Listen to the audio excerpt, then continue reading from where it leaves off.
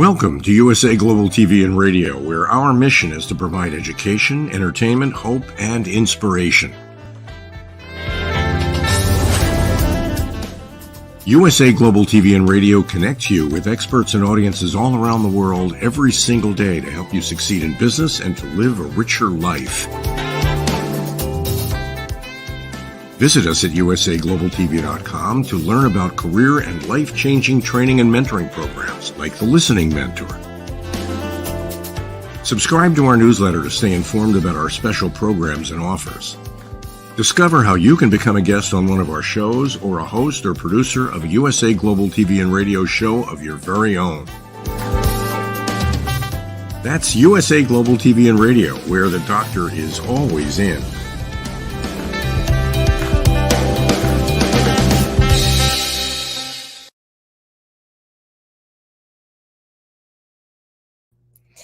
Greetings. Hello. Happy Friday. Happy Saturday, wherever you are in the world. This is USA Global TV and Radio, and I'm Dr. Jacalyn KERBECK.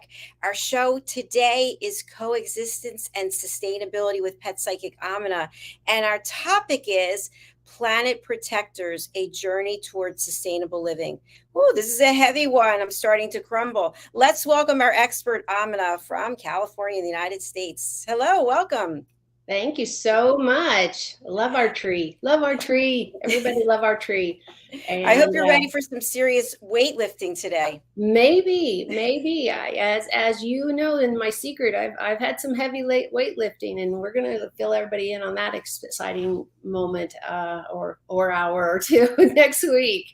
So life is never dull. I'm sure you never have a dull moment either, and would beg for one once in a while. I'm sort of a loner, believe it or not. I was thinking about that the other day. What about you? Would you say that you're a loner, or you like to be around people?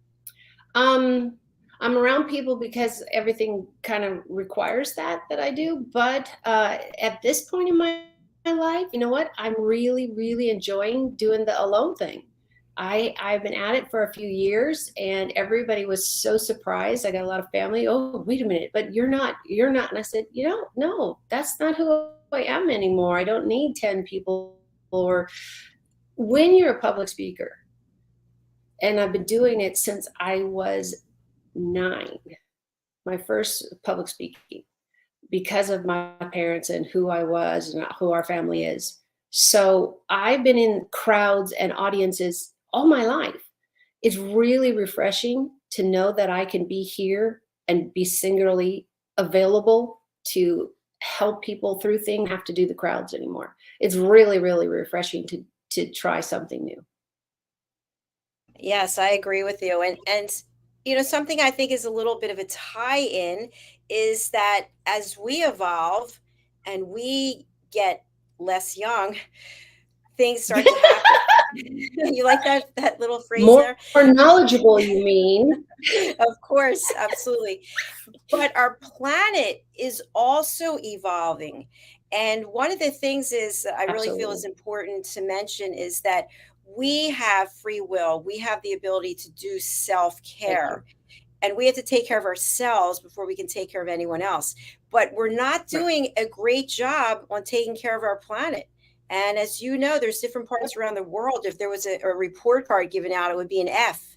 So that's a big reason why we're doing this show and that these topics are so important to you. What do you think? Absolutely. If we don't talk about it, the skeleton in the room, the ghost in the room, whatever metaphor you want to use, if we don't talk about it, then everybody says, oh, it's fine. It's fine. The adage of let's just sweep it under the rug. Well, then the rug's still dirty. The crumbs are still there. You still can have termites and ants and mosquitoes and bugs that are coming for all whatever you have.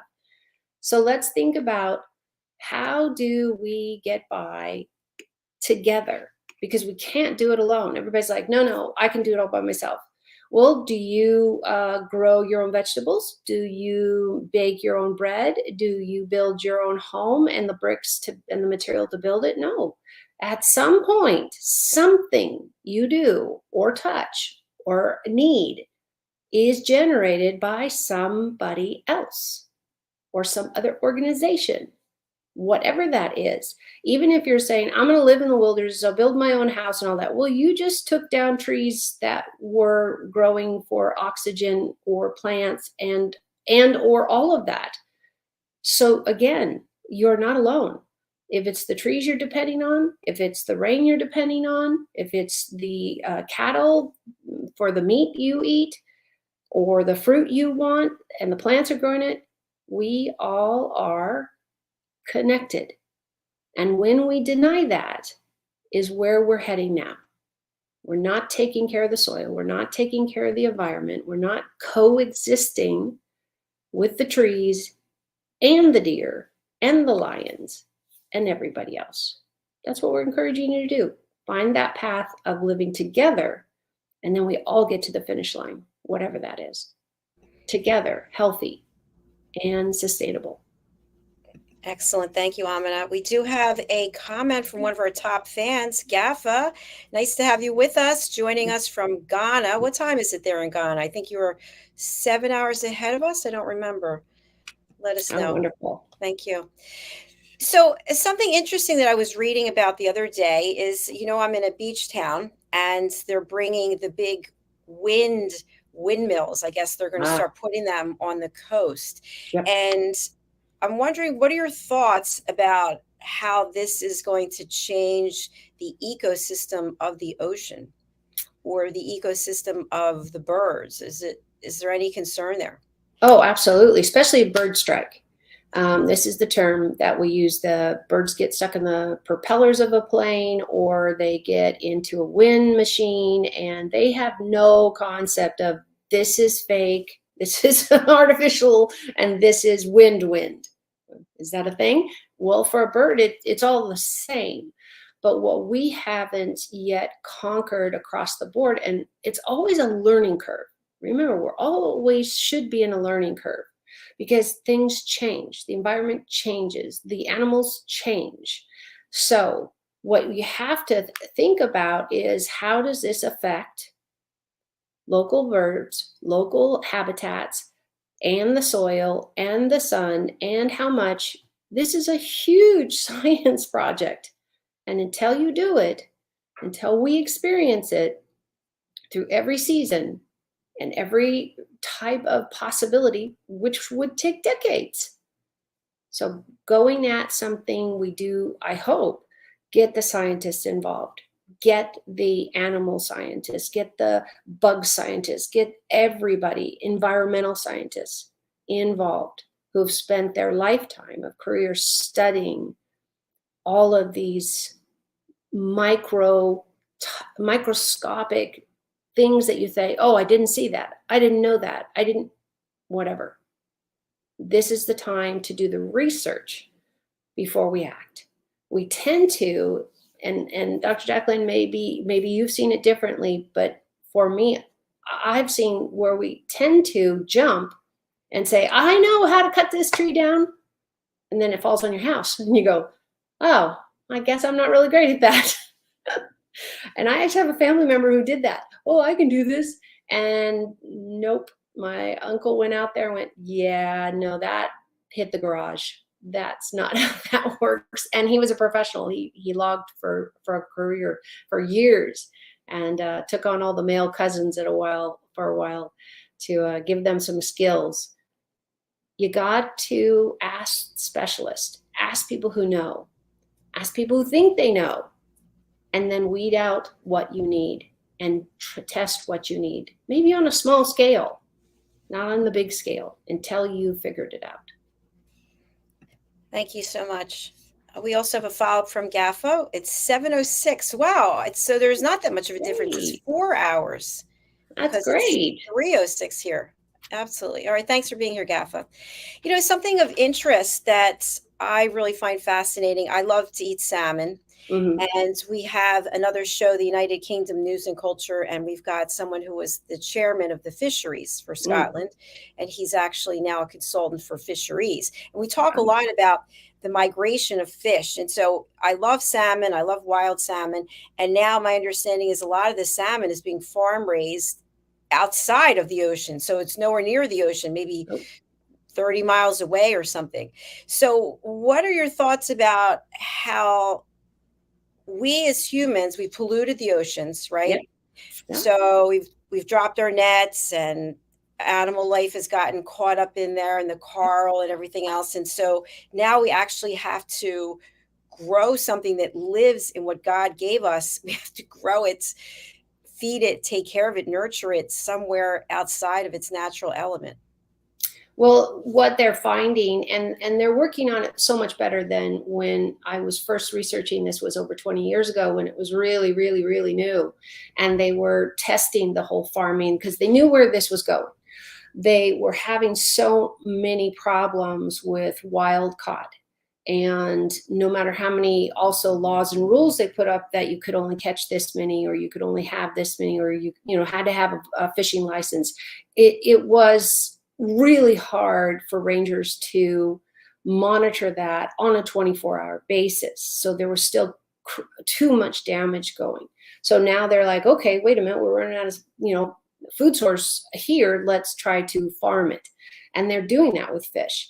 The problem is it's very expensive from what I understand. They've got to have really high caliber filters because they go through the bathroom and all their byproducts of food and everything are in the water. The problem is keeping them alive. The problem is having them adapt. The problem is not having them as nutritious as it would be for the wild and what they're eating in the wild. Because if you don't think about this, you should. What something eats is what you are consuming. So there are quite a few religious organizations that I'm aware of that pork is forbidden. And one of the words in Arabic is haram. It is forbidden. And the reason why bottom feeders or anybody who feeds off of garbage, which they do, is that is what you're putting in your body. So think about it. Some religions are so old or so knowledgeable, or whatever reason they have these rules, they have already restrictions before this became a planet issue. So that speaks really clearly that somebody else knew about this before it happened to us. And all they had to do was share or read up on other customs of other cultures that really work well with coexisting. You live on an island. It would probably be really bad if you went around and ate everything the first year, because you have nobody having babies, nobody doing this, but nobody cutting the trees. No, because they're not eating them. Nobody, putting fertilizer into the soil so the plants aren't as nutritious. Why is cow manure something that we all want to put in our plants, and they can buy manure at the store or at your friend's after it cooks for a while? Because the cow is eating grasses, not protein. This is a really big deal. That you don't do an animal who's doing protein, you do an animal who's vegetarian. And that process in their body already processes all that roughage, that roughage they've got, and it goes into the soil. So that's the give and take. Well, we've gone and started doing it scientifically, because a lot of places cattle don't have good, clean soil, good, clean grass to eat. There's so many things with Roundup, with other weed killers, with spraying chemicals on the farms because they don't want weeds or they don't want this. So we have created a toxic mess in where we grow food.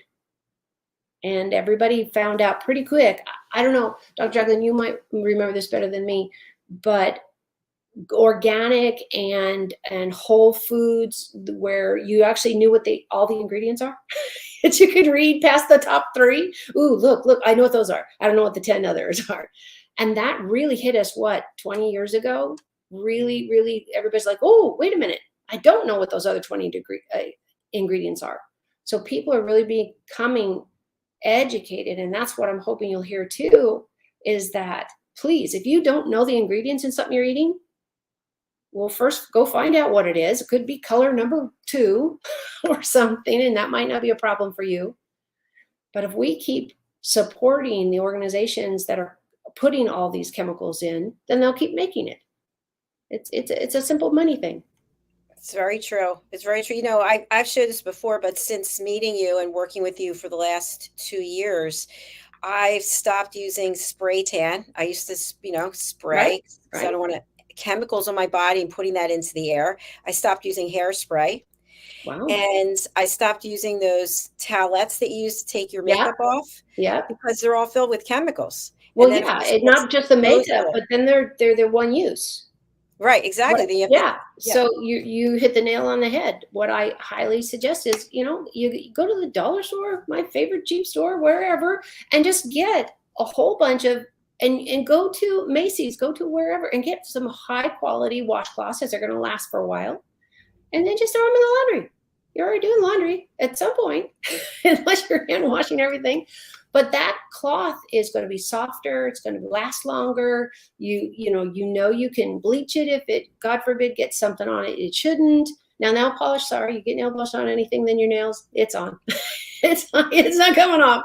I've spilled the couple bottles. That was bad. That was really bad. yeah, a But mess. you can literally now buy 10 washcloths at places that sell a really good quality, and they're lovely to have on your face, and they feel good. I don't know if you've gone that way, but I know we did with washcloths, because I keep one on the counter and rotate them around, just so I don't, first of all, have so much splashing on the counter. I don't Right. know you, but every time you take a sink, you wash your face, you go, geez, how much is on the outside? And I remember my dad doing that every morning. And, I was young and I knew he shaved because I could hear him. He used an electric shaver most of his life. And all the sink was all wiped down. And I was thought, well, why? I'm a little kid, so I didn't put a lot of thought into that. It's just like, okay, he splashes water. And then I finally watched him shave and watched my brother shave, and like, oh, what a mess. How nice that they wiped it down, though. That's really Yeah, that's but very thoughtful. he had 4 daughters and a wife, and it was his bathroom, but it was also the bathroom, the only one that was downstairs in a 2-story. So what happens is his bathroom got guests all the time, and he Right. was a good man. He always wiped it down. I never put that together till I was married, and until you put all the that your husband does it or doesn't do it, or you have a guest that splashes water all over, and you're like, really? That's the cloth for that. Because we do keep hand wash cloths in case somebody wants to wipe the counter down. It would be very, very thoughtful. Very thoughtful. And You know, and that's what the men have to transition if they're going to shave every single day. That's a lot of chemicals on their skin, a lot of things that they're doing. So I'm glad that we're getting better choices. There are now choices for every type person, sun sensitive or chemical sensitive or male or female or whatever, that you can really, really enjoy doing something safe, not only for your skin, but for the environment and everybody in between. absolutely, I agree with you. And I think it's also important that we conserve water. So instead of turning the faucet on and letting it run and run and run on and Yep. off as you need the Yep. water. Yep. And I don't know if you've seen this, but I was lucky to see a couple of new buildings going in, and notice that the water, the sink faucet on off, is not the double handles hardly at all anymore, because those are really hard to and annoying to turn off, turn on, turn off, turn off, where you've just got the one that goes whoop down, off, and they're trying to make it really simple, because we are lazy. I'm sorry, humanity is lazy. That's how we got here, because your trash doesn't just run out. And it does happen. Don't think that it doesn't happen to me too. I live in a triangle where all our garages face each other. And so how many times am I back there and I see paper flying around? It happens. All that I ask is just pick it up. Well, it's not mine. But it's going to be your problem soon. It's not just going to be yours or not yours. You just pick it up. Oh, but it's dirty. Wash your hands. Because How many people love carrying this? little wipes with me. It's really that simple. And I want people to not worry about who's responsible for it, or whose responsibility is it to pick it up. It doesn't matter anymore. It's loose. For me, it'd be the same as if a pet got loose.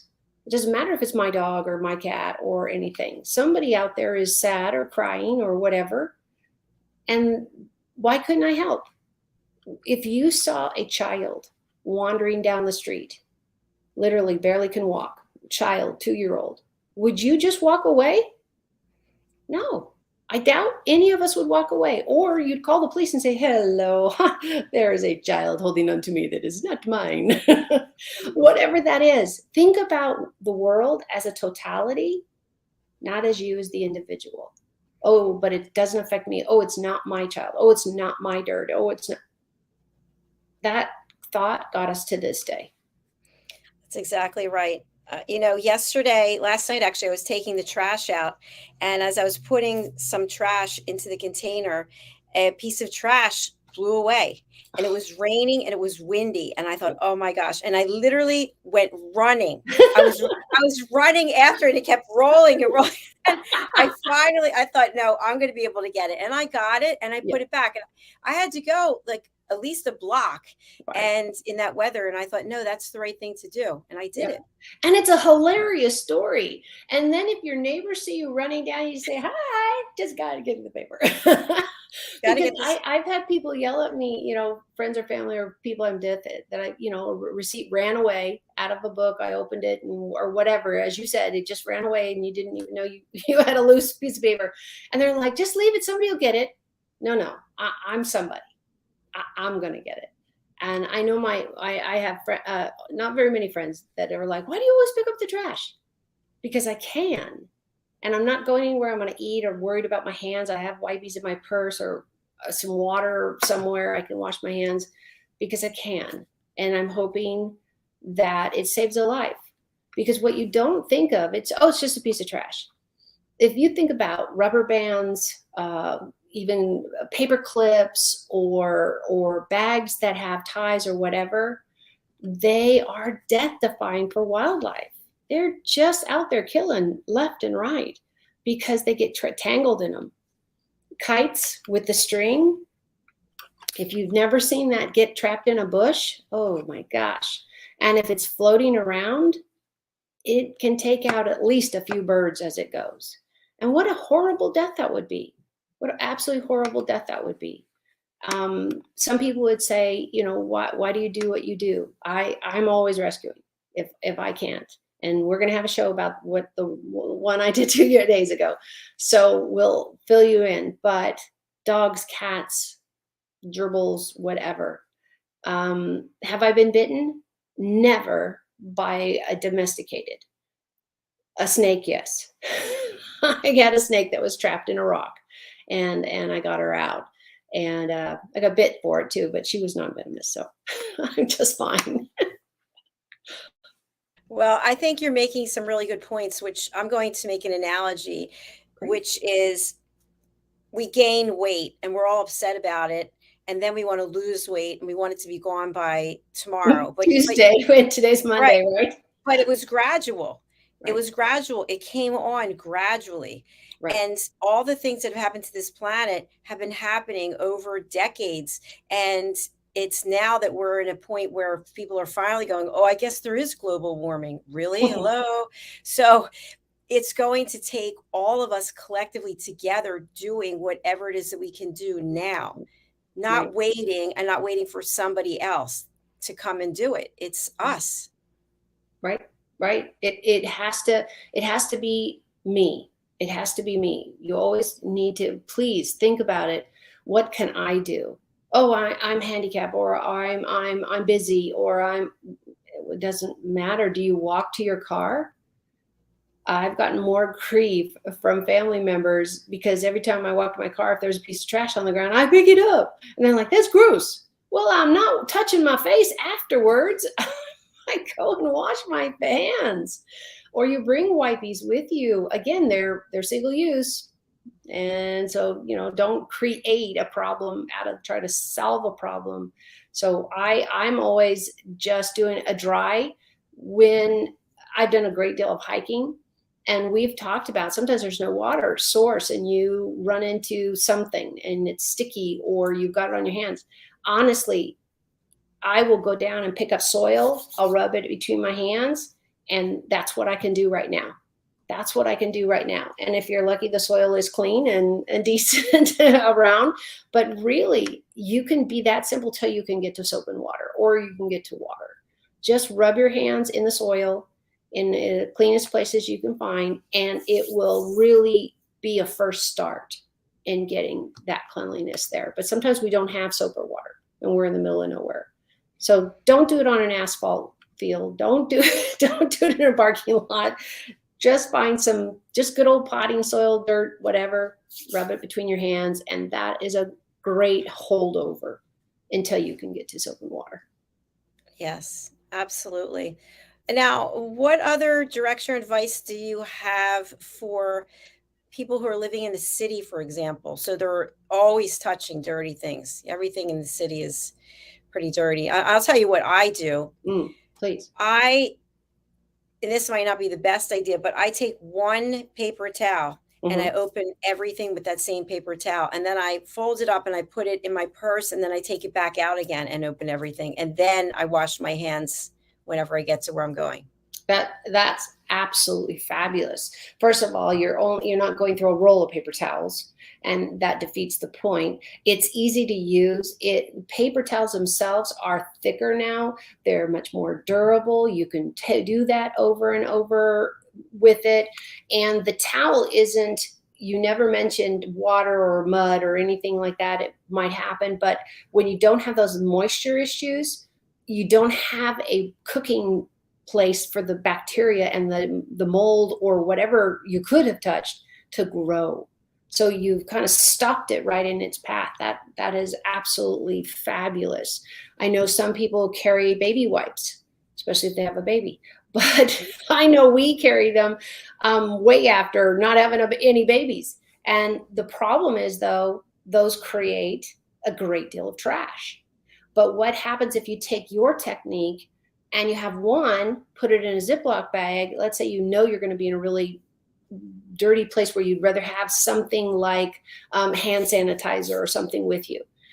You could put that in one cloth in a Ziploc bag, have it for the day, wash up, wash your hands, some version of that if you really need to step it up. But I love, Dr. Jacalyn, I love your idea. It's simple, it's doable, and you probably have wash rags or cloth or wet towel, whatever, in your own home. We have paper towels all the time. So it's doable. And I love that part, because you and I both know nobody's going to do it unless it's easy. Unless it's easy. And I'm hoping what we're also giving you is the why it's so important to do these things. And it's not just a whim. We have decades of history saying, well, you didn't change in the 70s, and you didn't change in the 60s, and you didn't change in the 80s. How about now, in the 2020s or whatever? Now is late, but we can make that change. I believe that everybody can. I really do. I do as well. And I'm thinking it would be great to have a support group for sustainable living. Imagine everyone gets together weekly and talks about what it is that they're doing and shares ideas with people.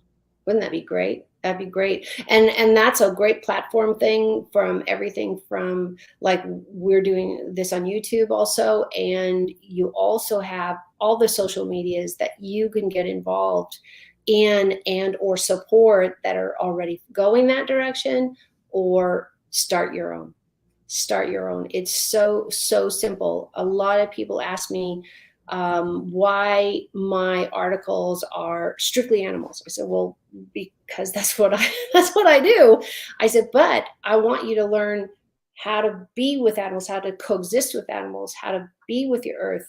So how is this in line with being a pet psychic and or a trainer? Everything. We won't have pets. We won't have people caring for their animals.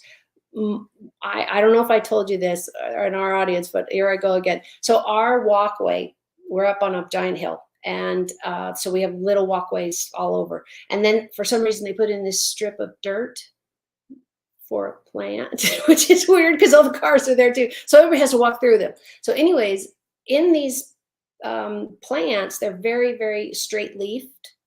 And there's a pile of poop for the last 10 months, just sitting there. So somebody let their dog out of their house. I've seen them do it, and they pee on the dirt and all that. But this one pooped, and of course they didn't pick it up. Pets do not have biodegradable feces. Cat, dog, it's not going to happen. We feed too much processed food. So about 2 weeks ago, I finally was out there, had a Kleenex in my pocket. I was like, oh, give me a break. I can pick this up as easy as anybody else. But when you have something that's polluting the world, and pet feces do, because we feed them processed food. That's why it doesn't biodegrade. It's processed food. If you are serving steak, chicken, water, all of that, yeah, then you might be as good as a sheep or goat or or a lion in the wild.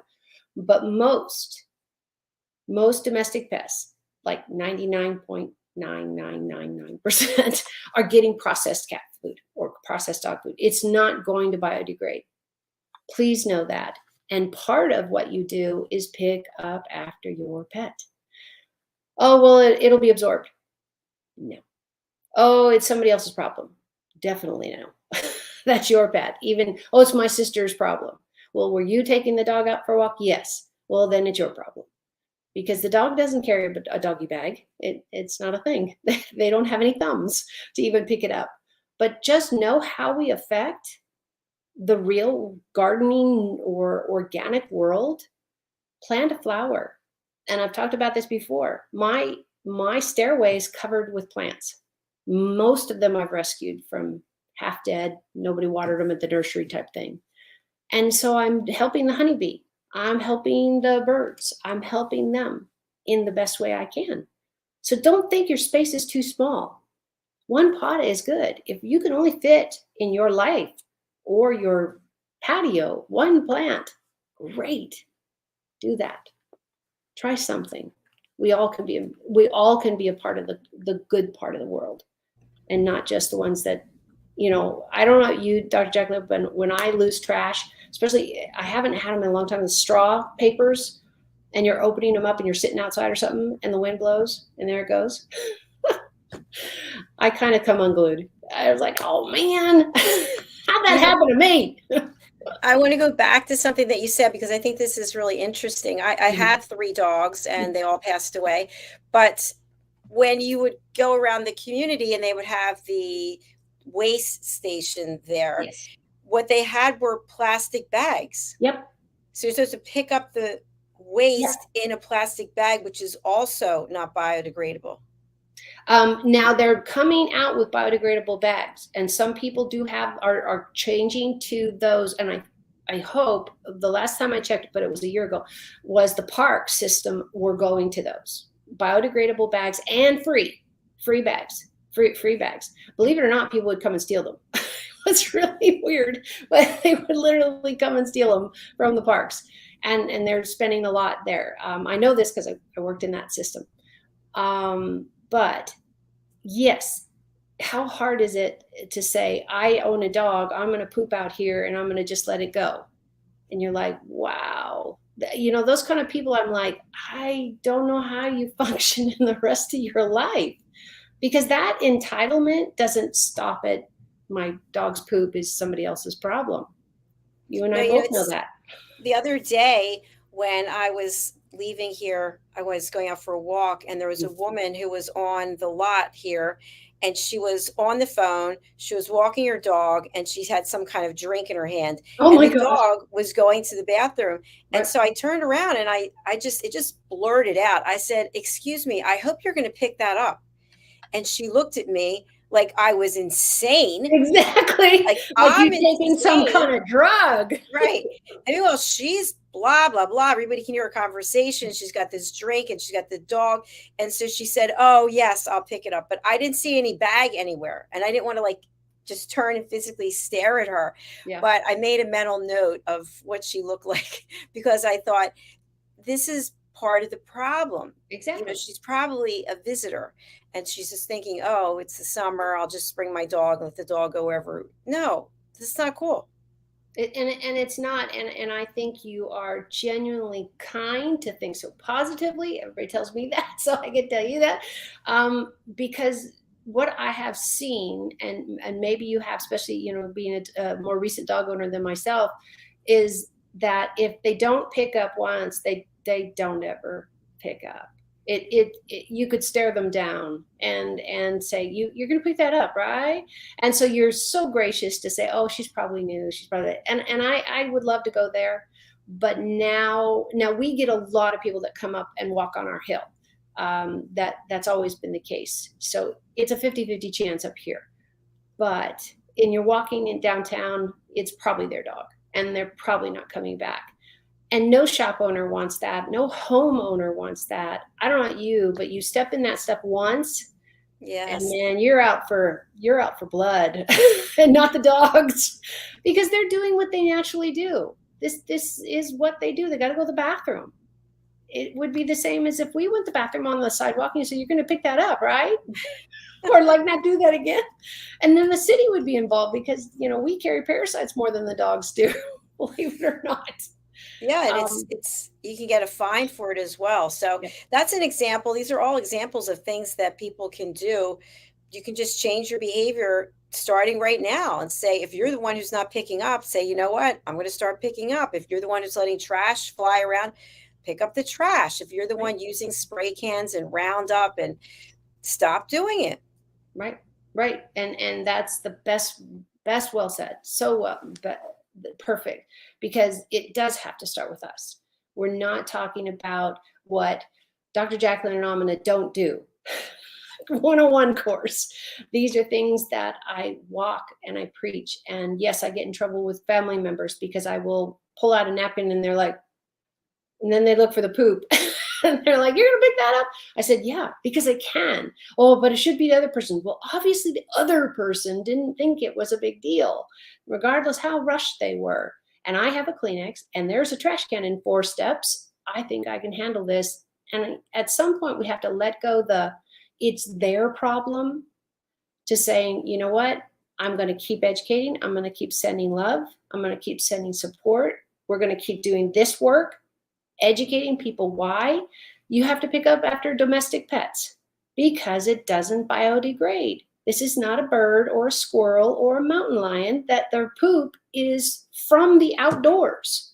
They're eating the squirrels and the mongrels and the birds and all that. And that all biodegrades. That's the way that's supposed to work. But I would like to have, I would like to have a conversation with the seagulls that are constantly nailing my car and say, hey, do you know how difficult it is to get that stuff off the car? It's like if you threw an egg on your car and it just, you know. That's what I understand, that it's really bad. We don't have seagulls. We're way too far from the ocean. But once in a while I'll see one and I'm like, dude, you like miss the ocean 100 million miles here. Because Santa Cruz is close, but close is not near. Right. But we do see them. We do see them once in a while. But it's just like, wow, I have heard that. I've heard friends say that seagull stuff is bad. Well, and does it come off of car covers even? I don't have a car cover, so I don't know. But, you know, it's interesting. I look out the window now as I'm speaking to you, and normally the house across the way is filled with seagulls, and there are none, zero. There are very few birds compared to what there normally have been in years past. Yeah. And I have to think that has to do with what's going on with this planet also. It is. It is a direct effect. People don't understand, I don't think, how dire we are in, and our choices for chemicals we're using, for the way we live our lives, for the way we build buildings and decimate the natural world. All of this is a me attitude. And even if you put out a bird feeder, put out wild seed, don't go to a grocery store and say, I'm going to get these sunflower seeds that are covered in salt. Usually, but go to somebody who knows. I was so fortunate to realize that there was a wildlife sanctuary that I could take these babies to, and they were so thrilled that I hadn't messed with them, that I just got them out of the hole in the wall and took them over. So less is more sometimes. Get a pair of good sunglasses so you have good eyes, but there's nothing wrong with picking up some trash, even if it's not yours, because maybe I like to think that, because it's happened to me, I put the trash like in a purse or in a pocket, but I didn't put it deep enough and it flew away. And I turned around luckily and saw it. And I was like, oh man, I thought I had that in my pocket. Accidents happen. Cigarette butts, I take the exception to. If they're squished on the ground, somebody did that. And they are not biodegradable. Please, everybody. And by the way, they're not biodegradable. If you live on an island or you live near some type of water, then typically that trash ends up in the water. And there are things that live in that water. You just threw trash into their home. So I think that these are all really good points. And I think if you look at what is in your home, you look at what's under the sink, if you look at what you're putting on yourself or putting in yourself, and you actually start to read the labels and pay attention, I think you'll be very, very much surprised. When you think about all the autoimmune diseases and you think of the surgence of cancer, I believe it's all because of what it is that we're breathing, what it is that we're eating, what it is that we're thinking. It's all polluting us and polluting our world. Well, and you are absolutely 100% correct. There is science. There are facts. The buildings that they're building today, they're getting better. It's still way too slow, too behind the 8 ball, as they say, as far as making glass so birds don't hit them, making places to recycle their trash, to making it what is it with the materials are sustainable, a sustainable material that they're using, and not having to have everything new and brand new to that. We are only at the cusp of this. But what I love is that we're at the cusp. We finally got here.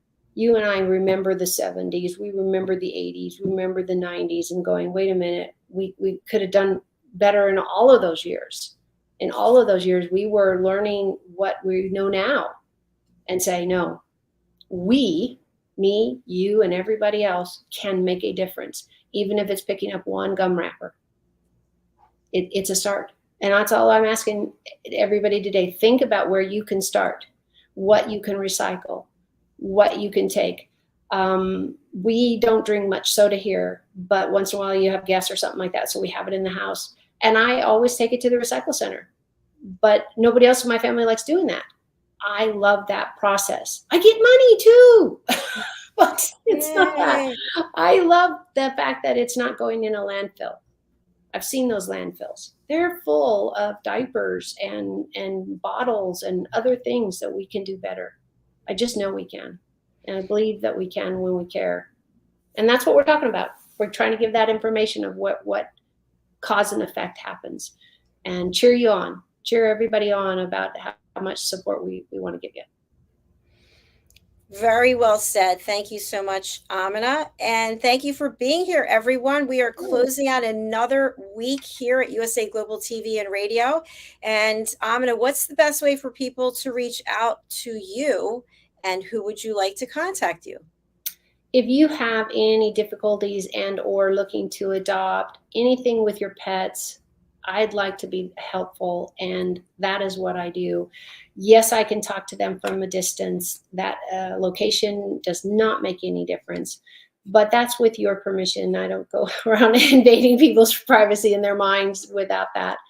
So anything you want to know about me, besides all these great videos here, is bridgingworlds.us, bridgingworlds.us. All of my links are there to these shows, to my Facebook page, where I try to do a lot of free education. So if you need help, reach out. Reach out and touch. Okay, beautiful. There you go. Thank you. Thanks, everyone. Have a great weekend, and we'll See you be back next Friday. Yes. Bye for now. Bye.